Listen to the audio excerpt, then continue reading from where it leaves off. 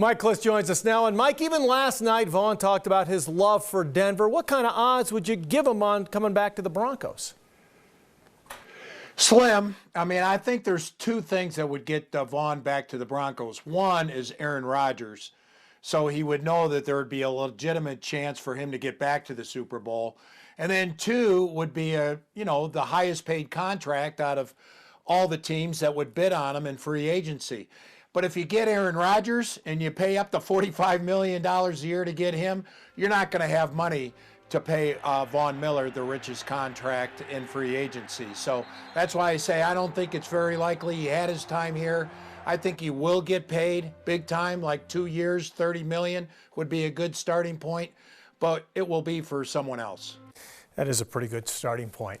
Mike, the Broncos coaching staff almost completely in place now. Youth taking precedence over experience. Yeah, I think this, looking at the experience and the youth on this coaching staff, it's going to peak in the year 2026.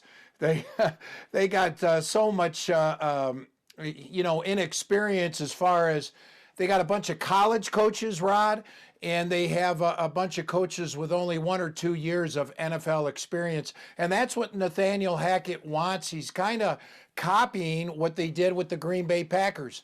Younger guys, unformed guys, and he's going to mold them into the way he wants them to coach. And it's a West Coast system. He's going to teach the coaches, and then he's also going to have the coaches go on to the players who will operate his system.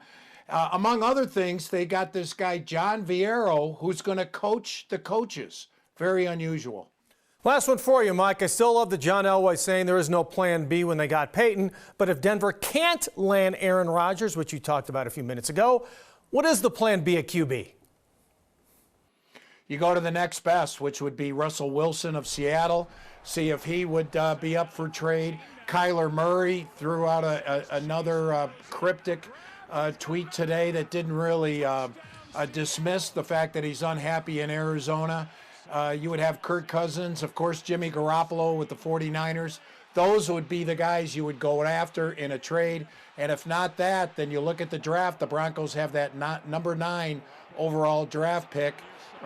Kenny Pickett out of Pitt would be the guy that would make the most sense to me. We saw yesterday in the Super Bowl, you've got to have a quarterback. Okay, Mike, thank you very much. Much more with Mike and the Broncos tonight at 9 and 10 o'clock.